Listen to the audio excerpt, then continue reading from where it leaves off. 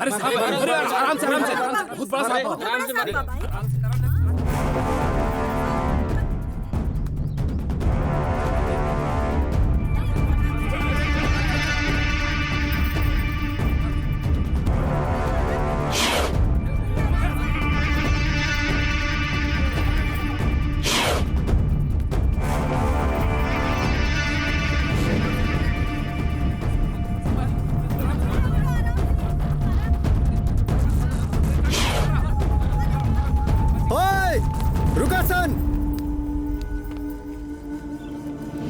खबरदार जेके उस सांप के हाथ लगाओ।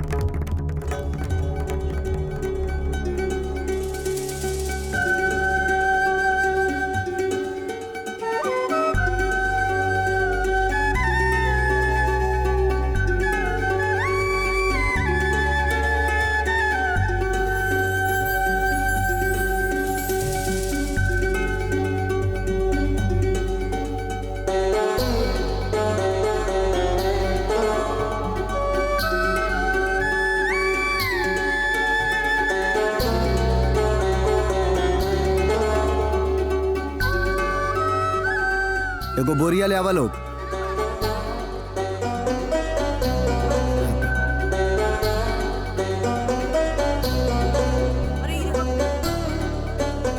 आई नागराज।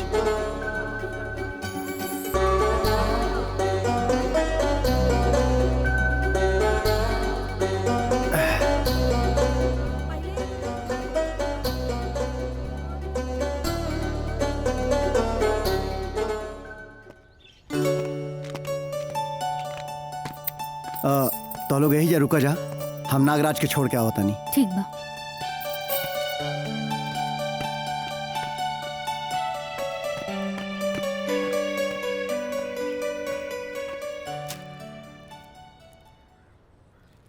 चली नागराज, बाहर आई।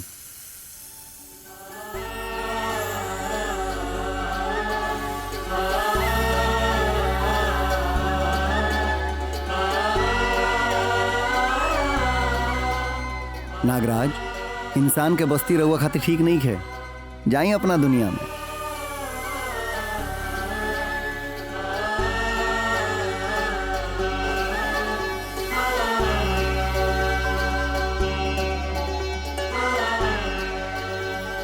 कितना अच्छा इंसान बड़े शंकर, जौन जानवरन से भी इतना प्यार करेले।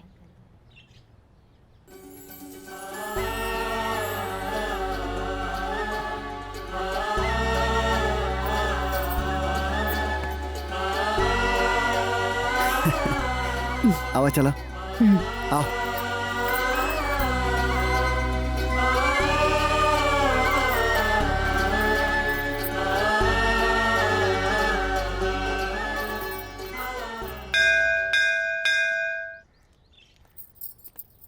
अरे रुका रुका, ई पूरे मंदिर परिसर में जानवर ले आइल माना बा का पंडित जी कैसन बात करता नहीं रहुआ?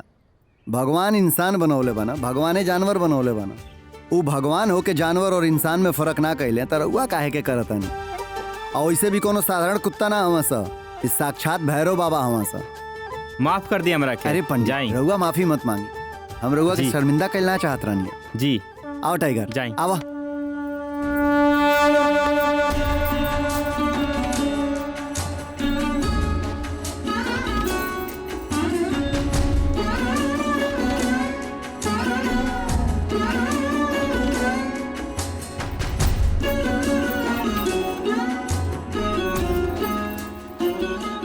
का मंगलू है शंकर भगवान से? भगवान से जोन मांगल जाला वो बतावल ना जाला, और वैसे भी शंकर भगवान तो सबके मनोकामना पूरा करेले।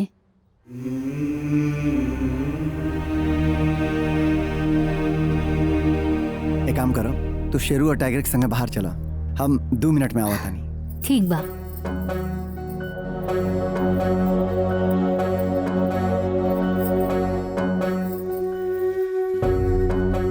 हे शंकर भगवान, हम आज ले रउआ से कुछ नहीं मंगले, आज पहली बेर मांगा तानी, दे दे।